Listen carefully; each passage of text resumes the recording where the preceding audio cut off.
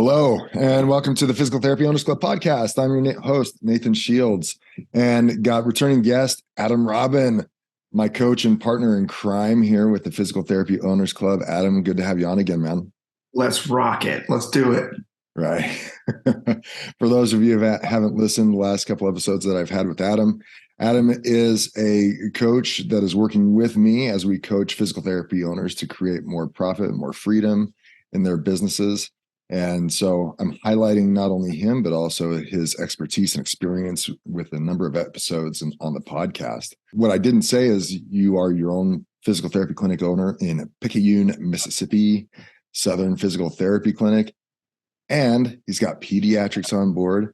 And we wanted to get into some of the niche stuff that he's doing, especially as people are considering expanding into these other niches. What are some of the benefits and challenges to expansion? Tell us really quick, how many clinics do you have right now? What other niches are you in? We have two clinics, and we've got soon to open a third. Yeah, we're opening a third. Hope in 90 days we'll have number 3 open up.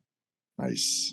So I wouldn't say that we're in a ton of niches, just a few that ring. Pediatrics is probably our biggest one. Actually, our practice is now 50% peds. Oh, is it that much? It's a monster, peds, but yeah, we've grown to 50% peds, but we also do some things like LSVT, big, and of course we do some FCEs, we do some work comp work. Nice. We contract with some home health agencies, so we have some therapists kind of going in and out of the clinic doing some home health stuff. Yeah, man, all kinds of fun stuff. Well, tell me really quick, at the point where you are now, so just to get a bigger picture, having these different revenue streams from not specific orthopedic physical therapy, does it give you confidence that, or I don't know how to say it, but what are some of the benefits that you see from having these multiple revenue streams? Yeah, I think that the main thing is honestly number of referrals. I mean, it's just like more referrals come here across the counter. Because, when I was considering adding different types of services in the clinic, our mistake becomes, well, there's only so many pediatric kids in the area. If I count the number of kids in the area, then I can have a reasonable understanding of how many referrals. But what you don't take into consideration is the grandmothers that drop the kid off, the moms, the relationships you develop with the school system and the daycares and the other therapists in the area, right? And so like your network it's like this growing, evolving network, right? And just like your whole business goes up. Gotcha. So you're tapping into networks that in your situation specifically is you've got this pediatrics related network, you've got a Parkinson's related network, especially as you tap into those support groups. And now there's a whole different home health network that you have because of those contracts as well. Workers' comp network has its own managers and physicians and whatnot. So I can see where you're talking about how your exposure just gains and you also develop some specialties in specific areas. That's right. Because, I know I don't want to get too far on this topic, but essentially people make decisions in a lot of ways based on their network. Who do they refer you to, right? Yeah. And so like you get on where are the friends going? You get on a lot of lists, right? Yeah. And so your referrals go up. Yeah, I get it. Yeah. So let's start back at the beginning then. So what made you decide to get into some of these niches or specialties? Well, I read an awesome book one time called Ready, Fire, Aim. And I don't remember who wrote the book, but it was a really good book. And essentially what it talked about was once you learn how to sell your product and you've kind of met this like capacity, the only thing there's 2 options at that point. Either you can sell more of them or you can copy and paste to a different product, right? To a different line item. Sure. And as I was sitting around thinking about ways to expand the practice, of course, I started reaching out to my friends and my colleagues. I have a really good friend. His name's Spencer Shoemaker. He's in Brandon, Mississippi.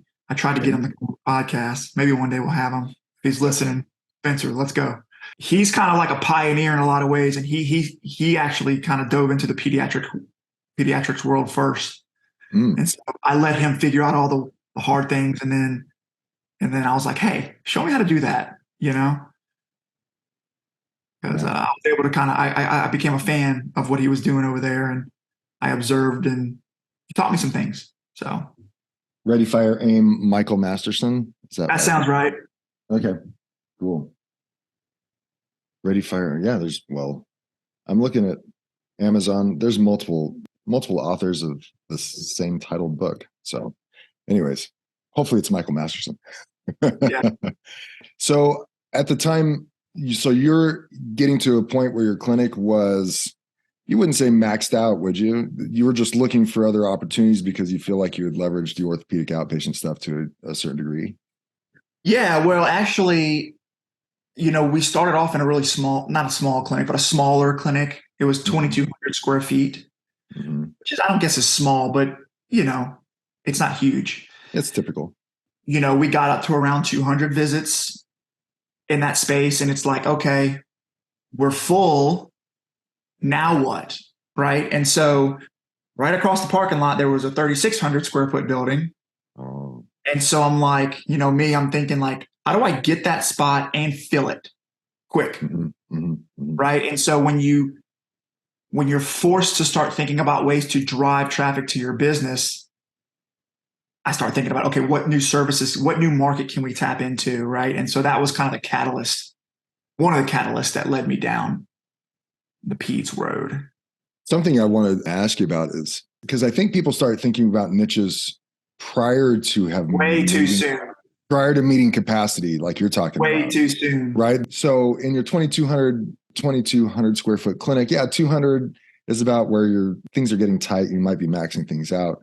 Imagine someone's at 100 visits a week and they're thinking, I need more patients in a 2,200 square foot facility. I need to branch out and bring in some other specialties. Would you say that's probably a little too soon? I would say read, ready, fire, aim. Oh, okay. And essentially, you probably don't have a diversification problem. You probably have a sales problem, right? You're don't have a solid marketing and sales plan, right? So the first skill that any CEO needs to learn is how to sell really, really well, right? And when you can learn that skill and start to feel really competent, then you can fill your pipeline, right? Once that's full, and not only can you do it, but now you can train others to do it. Now you can start copying and pasting. There you go. And that pipeline needs to be abundant. So don't start branching out into other specialties unless you've really mastered the first and primary. That's right. That's right. That's right. So you got into pediatrics based on your experience with your friend. That's right. And saw what he was doing. If people are looking at pediatrics specifically, and this might be a small percentage of people, but we can learn from the overall experience that you have. Was it a difficult addition? Was it harder than expected? Was it easier than expected based on your orthopedic experience? What could someone predict or learn from your experience? Sure. So the one thing I'll say is I don't know anything about treating peds. In fact, I don't even like kids. Wait, I like my kids. No, I do love kids, but it's not really, you have to be a certain type of therapist to enjoy being in front of children 40 hours a week. Exactly. Especially if they have special needs, right? I go back to I think about the book that we referenced in our last episode, Who Not How. Yep. By Dan Sullivan, right? And I have an OT on my team, and she's now my director of operations. She said, hey, Adam, what do you think about peds? And, she's my A player. She's my aligned person. She's the person that we're going to conquer together. When somebody like that brings something to you, you're going to find a way to get that done. Right. Would you have gone into peds if she weren't there? No way. Yeah. That's why I would have had to hire somebody specific, like this is your baby, Yeah. because I don't know it. Right. And that makes it so much easier. And it goes back to the principle of the book, who, not how. I'm assuming, and correct me if I'm wrong, if she came at you with any other program based on her being an A+ player, you probably would have gone with it. Yeah, of course. She just happened to be in pediatrics. Of course. Right? That's right. She said, I think my golf training let's do it program would do amazing in this community, and I would love the opportunity to go out and kill it. Right now, we'd be talking about your golf program, I'm assuming. That's right. Yeah. That's right. Yeah, for sure. Yeah. And, I mean, so that's probably lesson number one. I think that's probably lesson number one for any new thing that you're going to try to tackle. Find somebody, find it, right? What's our mantra? Step out, reach out, right? At work. Yeah, right. Yeah. Find that person who can help you. And so that's what we did. I've noticed the same thing in diagnostics. Like if you're going to branch out into diagnostics, it's really important, based on my experience, to have that person on the team. It's like, yeah, I'm going to head up the ultrasound. This is what we're going to do. This is how we're going to do it. The EMGs, I'm going to be the person. I'm going to be the lead person.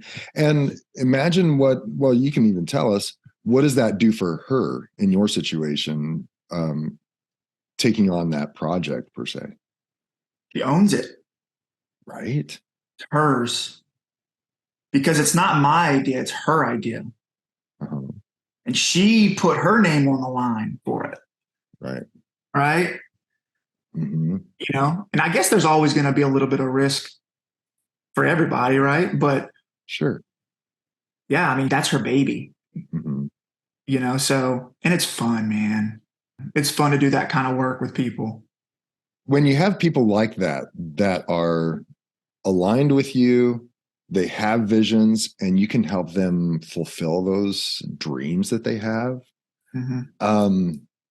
It's super fulfilling, right? You make some deep relation, yeah, it's like family, Exactly, right. And give them opportunities that they might not have had at other places, to be able to expand and grow within a community they already know and love. And now really living out their dreams, that's super fulfilling as an owner. And it's a great opportunity for your team. And then the other team members get to see that lived out. Like, hey, maybe if I have an idea, Adam's going to support me too. That's right. Yeah, man. So that's probably lesson number one. I mean, we can probably talk for a week about peds, because there's all kinds of things to learn, because it does shift the dynamic of your entire practice. Do you have a separate gym area for peds? Is it of course, yeah, separate? I would say you really want to try to find ways to separate the peds as much as possible while also keeping it under the same roof. Right. Right. Because the challenge with peds is that you're not going to make a bunch of money doing peds. You're going to make a little money, right? There's some profits that you can make, and it could be a very nice addition to your practice, but it's not going to float your practice. Would you say your profit margins are similar, better? Only if you can keep it under the same roof, right? So like if you have to open up a clinic next door, then you have 2 front office people, 2 phone lines, two, right? And that's very challenging. But if you can keep it all under the same roof and you can kind of share that overhead, right, then we can make it work, right? Okay, got it. Yeah, understood. Outside of having the person, then actually going through the actions of actually opening up the pediatrics practice, you mentioned it was cut and paste from your original orthopedics clinic starting up. Was there anything you came across where it was a little bit different in terms of, I don't know, credentialing, contracting with insurances? I'm sure there's different equipment that you have, of course, and maybe that's obviously foreseen. But was there anything that was semi-different in establishing peds? Yeah. I mean, there's a few things like peds is his own world. really. Mhm. It's kind of like a new thing. So one of the biggest things that I'm kind of thinking of is they have what they call assessments that the therapists must have access to.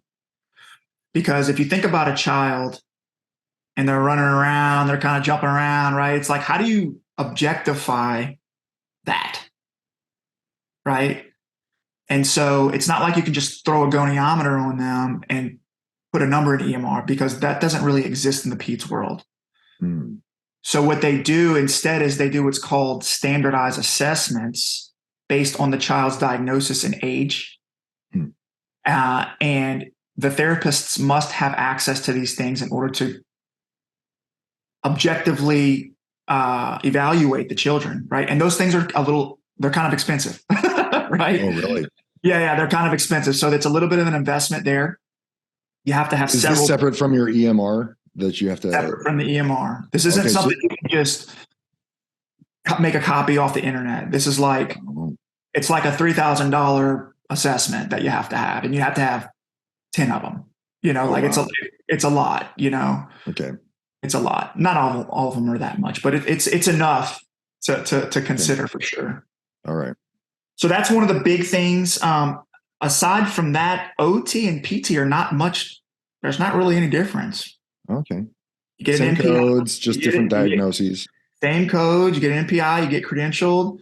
However, speech therapy is a different world, Oh, really? right? Yeah. It's a little bit different there. Mhm. They have untimed codes is a huge difference. Okay. So everything is untimed. There's no 15-minute. All that stuff is out the window. Mhm. It's one code per treatment, right? Oh, okay. So it's just, I did a speech I therapy did an session. eval, There it is. right? I Yeah. did an articulation treatment, one code, It's a flat rate, essentially. flat rate, Okay. flat rate. Yeah. Interesting. There are definitely a lot of insurances that will put speech in their own separate category, right? And so sometimes it can become challenging to qualify a child because they kind of make it a little bit more challenging to get the services that you need for speech. So you do have to learn that, right? There is a learning curve there. So go ahead and carve out some headache time and some figuring out time the first 90 days, figuring out speech, because it's going to be a little bit of a challenge. That takes a lot of the heavy lifting off of you when you have someone heading it up. That's right. If there's a takeaway from this conversation with you, especially as it pertains to pediatrics and maybe any other niches, finding that person to head it up that is not you, and running together with them to help them fulfill that dream. That's right. Because I'm sure she's doing a lot of this heavy lifting on your behalf and on her behalf to get this up and going, right? Of course. To go off of anything else you want to add in regards to pediatrics? Because I want to go into a couple other things. No, let's move forward. She was an OT that was on your orthopedic staff. She was more of a neuro or OT, not really super heavy with the ortho stuff. Okay. But let's talk about having an OT on your team. Sure. So right now it's hard to find it has traditionally been hard to find physical therapists in the environment. People are having difficulty. That's why people like Will Humphreys has Rockstar Recruiter to help you find PTs, and people have to put together recruiting plans just like they have to put together marketing plans, right? And we talked about that in our previous episode, how to find PTs. But are you finding you had an OT on staff that's now starting up the pediatrics? Have you hired other OTs since then? And what has been your experience with adding OTs to an orthopedic practice? Well, here's the thing about OTs is the learning curve to bringing on OT in your practice is very low. Right. There's not a whole lot to figure out. You still are going to use the same type of billing codes. The credentialing is exactly the same. The only thing that you have to learn is the types of things that they can and are open to treating. And you just have to have OT on the order instead of PT, right? Mm-hmm. Once you learn that, there's a lot of patients on your caseload right now that you can refer over to OT. so you can open up more room on your schedule as a PT. Or you can just set them up in OT to begin with, right? They can do the initial evaluation. They don't have to be seen by the PT first. They can be evaluated and treated by the OT. I like that you added the comment about having OT on the prescription. We had an OT in our practice, and I think, the doctors will send over evaluate and treat, right? Mm-hmm. I think I can't remember if this is true, but maybe you've had this as well. But they had to add PT/OT. Yeah. Specifically, even if it just said evaluate and treat, they had to include OT on that prescription in order for some insurances to be cool with it. Did you come across the same thing? Yeah. With orders and compliance, you want to write. I know it's kind of a pain in the butt, but you want to make sure it's right, because it always comes back to bite you, Right. But to get back to what we were talking about, having a hard time finding PTs is a challenge, but it's a lot easier when you can also be looking for OTs, right? Now you've got this whole other profession. Yeah, expands the pool. If we're just throwing darts here, I would say there's just as many OTs as there are PTs, probably about the same number. So you've just doubled your candidate list in the area, right? So if you've got 2 PTs on your team and you've got a waiting list, I think it's reasonable to think that maybe I can hire an OT and just give them all the upper extremity stuff. Right. And maybe that could solve your problem, mm-hmm. Yeah.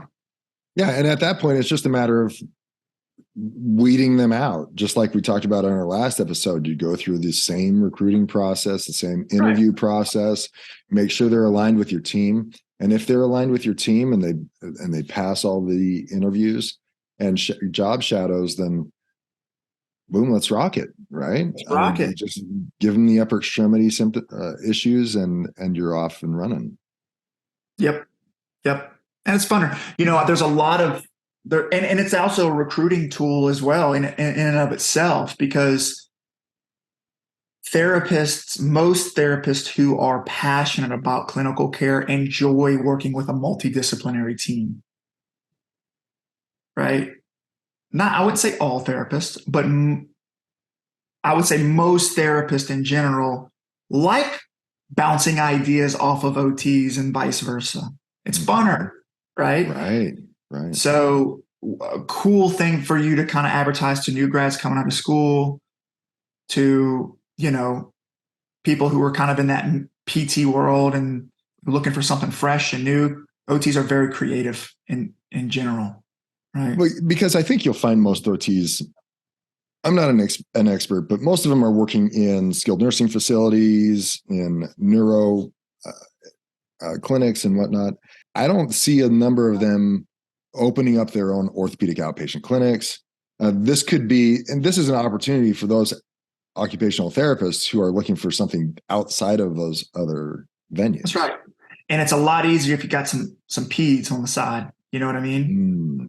Mm-hmm. So if you got a few peds that could be treated, maybe they're 50-50, 50% OT, 50% adult, 50% peds, that would be a home run right there. And they seem to like that. Yeah. What you're seeing. Oh, yeah. Okay. Because the thing about peds in general is it's 90+% neuro based. Right.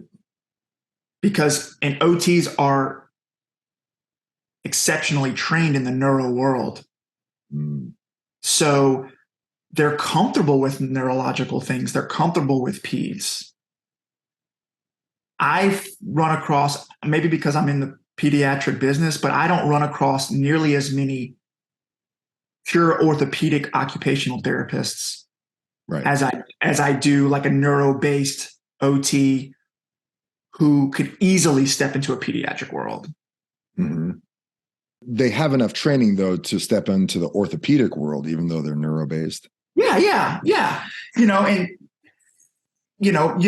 maybe you don't give them like the complex hand surgeries, right? Maybe you don't take those types of patients, but you can train them how to teach them shoulder impingement, a total shoulder, things like that are okay, not too complicated, right? And are you finding that the salaries are similar? Are they, Yeah. are they about the same as PTs? They're not expecting less. They're not expecting more. No, I mean, no, they're definitely not expecting less or more. Okay. I would say if anything, maybe a hair less.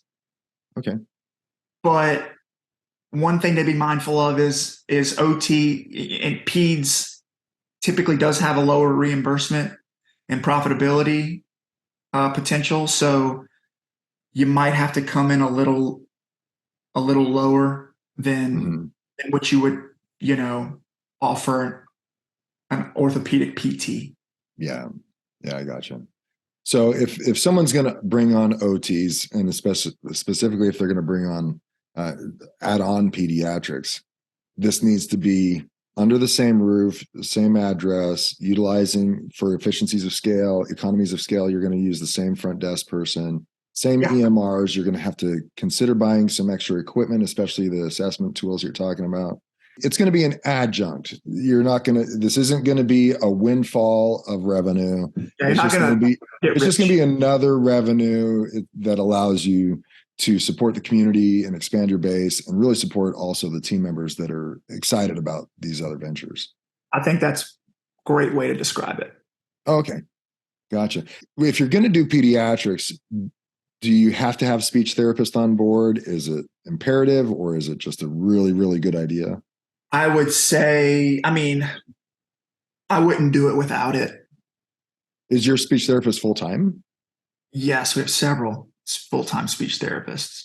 Because how Um, many how many pediatric providers do you have at this point?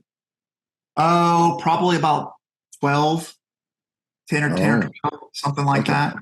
And do you need to have that same number of speech therapists as providers essentially, or can one speech therapist handle two or three providers caseload? Um, no, so here's the thing about speech. Speech therapy in general will drive referrals to your clinic Really? because think about it. It is way easier and more recognizable when a child stutters, can't swallow, or has some type of feeding issue, Mm-hmm. as opposed to maybe some low level neurological problems that kind of get unrecognized, Mm-hmm. right? So the parents recognize when their child can't talk. Sure.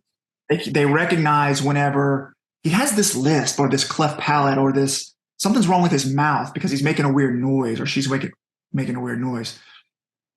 So the awareness of that is a lot higher. Therefore, speech is generally the first thing that gets referred. Mm. And so what we do is we make sure we have a really good speech therapist on caseload. And when they come in for that speech order, we screen every child for OT the day they come in By the OT? by the OT. Oh, okay. So they're coming in for a speech evaluation. They're gonna get that plus the OT consult. Correct. They're going to get an OT screen. Oh, And then we typically pick up that OT patient that way, catching them on the screen. okay. Just because you said that, my experience has been if you're going to start a PEDS program, most refers or maybe most insurance companies might not be too happy with you just having a PT on board. They'd like to see you have PT and OT. Am I wrong in saying that? Just as Oh, no, no. I think that's great. That's a okay, so awesome. they would like to see you have PT and OT on staff. Would they say, well, if you're not going to have speech, it's really hard to, would you say now? So because you mentioned how important speech is, would they be cool if it was just a physical therapist and a speech therapist? Yeah, Or of do you course. need to have all three um, professions in order to really justify your pediatrics business? No, I would say if I was going to start with one, you have to have speech. It's Oh, going to be really? really hard. It's going to be harder to drive referrals to your business without a speech therapist. Oh, okay. That's So, I interesting. mean, It's not necessarily going to be a challenge from my experience with insurance companies. Okay. But there's a lot of low hanging fruit, and there's a lot of referrals that you're going to miss out on if you don't have that speech therapist. If you don't have the speech referrals. Yeah. Oh, okay. That totally changes my thinking. I was always under the impression that if you're going to start a peds practice, you got to have an OT. But you're saying that's not necessarily the case. No. Oh, I would okay. say opposite. Okay. Speech might be more important. For sure. For sure. I see now. That's interesting, man. And what's the market like for speech therapists out there? Man, they're everywhere. Are they really? Well, I'm kind of lucky because I'm about 30 minutes south of a speech school, so I'm very blessed to have just develop a relationship with that university. We take on students, and we do all the things that we're supposed to do there. I know that they graduate every year, and so we're always networking with those students. You're always at the student fairs. You're always talking to the people. You've got the contracts. Yeah. We talked about that last time as well, interacting with the local therapy schools. It's important.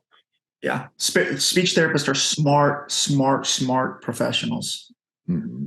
They come out of school very, very smart, very, very well prepared to be productive and ready their first year. Yeah. They're not like your typical physical therapist that comes out and with deer in the headlights, like, oh, right. You're going to make me do an eval now? What? Right. Speech therapists are, man, it's amazing because they typically come out of school and they're like, I know I'm ready. Like, you know what I mean? Like, they may not be fully ready to be maximally productive, but they're ready to treat. Cool. They're ready to treat. So we don't mind taking on those new grads. They've proved us strong every time. And what are their salary expectations as well? Where do they compare? So for a peds ST, the thing about speech is it's a little bit different than OT and PT. Their first 12 months of their career is called their fellowship year. Mm-hmm. So they have to complete a fellowship year with you to where basically they will be practicing with a temporary license for that first year. Mm-hmm. And so after that year, they can obtain official independent licensure, and then they'll be fully credentialed with ASHA, which is the state board. Oh, okay. We typically start our speech therapists around $32 to $34 an hour. Mm-hmm. And then whenever they get through that first fellowship year, we give them a $2 raise. Oh, okay. $34 to $36 an hour. I gotcha. And like the peds in general, the PT, OT, we're not talking about this being a huge windfall in cash for you. This is just an added revenue stream that can bolster the practice, right? Yeah. Well, there's another perk as well that I want to make sure that we talk about. The thing about orthopedics and adults is that in general, the caseload may not always be steady, right? Because we have a bad month of drop-offs, or kind of it's harder to hang on to adult patients sometimes. Sure. We have to make sure that we've got some systems in place to keep them steady. Right. Peds is a little opposite, right? So it's a slow ramp up, but once you get that therapist full, they're full. They are consistently full. They're consistently full, right? Because there's no seasonality to it. There's no seasonality. The kids, they have special needs. Mm-hmm. So they're going to have special needs today, tomorrow, the next day, next year, the following year, right? So they stay on caseload for months at a time. It's nice to have that predictable, dependable, and you're providing an awesome service for the community, right? The patients are getting what they need. The therapists are being fulfilled, right? So once you have that established, it's easy to maintain. Mm-hmm. Yeah, the one thing I want to highlight here, just from your experience altogether, is you had no desire to get into pediatrics to begin with. but you were open to it because it still fulfilled your purpose of your organization. 100%. Like I don't remember what your purpose was back in the day, and it's probably changed since, but it wasn't all about being the best orthopedic one-on-one provider in the county, that all that crap that PTs spew. It was a greater purpose that allowed things like this to flourish. Right. That's right. 100%. I feel just as fulfilled doing that. And I would say maybe even more fulfilled. Why is that? You know, it's just awesome to learn, because it hasn't necessarily switched your mind. Like, I wish I could be a pediatric provider now. I mean, it's not like you change. I don't want to even. Don't lock me in a room with a pediatric. You don't want to. You honestly, I can sense you don't want to touch it with a 10-foot pole. I am still very provides fulfillment for you. Man, it's amazing. I mean, you get to see kids say their first words, and you see the therapist coming out and they're crying and they're hugging the parent and they're just high-fiving. And then the orthopedic people are over there. They're like, all right, fist bump, And it's like, man, it's hard not to fall in love with something like that, Yeah. So interesting, man. Pretty cool. Yeah. And we do things like, it's such a cool thing to have to develop your culture, because we do things like, let's paint ornaments for Christmas, right? Let's carve pumpkins for Halloween, right? Let's do a drawing or a coloring contest with the kids, and so, yeah, man, it's fun. It's fun stuff. It brings some life to the orthopedic side. To all these old people. And they compete. Oh. And they compete, right? Really? It's like the peds team's over here, the orthos over here, and they're like, what you guys are doing, right? Right? And so they're always trying to level up and kind of compete with each other. So you got games going on between the providers and between the patients and that kind of stuff. Yeah. Oh, that's fun times, man. I love that we were able to get into the OT aspect, speech therapist aspect. I probably need to bring my friend Ryan Woolley back on, because he started incorporating a social worker on his team. Awesome. into his PT practice. And he doesn't have peds or anything like that, just straight orthopedic clinic. But there are opportunities like this, and pediatrics is just one way of adding these other specialties to the clinic that can be a benefit to your company. Sure. Absolutely. Did you have to do anything, just to get into the other ones that you mentioned? What extra did you have to do to add to the LSVT program or your FCE program? Or is it just a matter of going through the continuing education to add those on, essentially? Continuing ed, and then, I would probably discourage kind of jumping into those spaces without making sure that you really know how to put together a marketing plan. Oh, okay. Because it's not like, oh, your therapist is LSVC certified, and then we're just going to wait for the next Parkinson's patient to show up. Like, you have to know how to find patients and to build a message and to leverage the communication channels that you have to get the word out so you can drive volume to the clinic. And I think it goes back to what you're talking about. It starts with who, not how. So if there's someone on your team that's like, hey, I want to run this Parkinson's program, I'm going to take the course. Will you pay for it? If it were me, I'd say, well, it needs to be more than that. Like, if we're going to really get into this program, I need you to do a little bit more brain work and tell me, how are you going to get these Parkinson's patients? What is that going to look like? Where are we going to put them in the gym when they come? And these are one-on-one treatments for an hour, 45 minutes to an hour. How are we going to recoup? 5 days a week. Right? Is that something that in order for you to set up the LSVT program that you had to work on with somebody? Yeah, of course. Of course. Like, you have one person that heads that up, essentially? That's right. It's your program. Yeah. Now, I do assist with the marketing. Of course. But still, I have to wear. But they need to make sure they're following through with the marketing program. It's not like you're the one beating that drum every week. Yeah, and I would say that I don't so much do the marketing. I coach them and teach them how to market it. Exactly.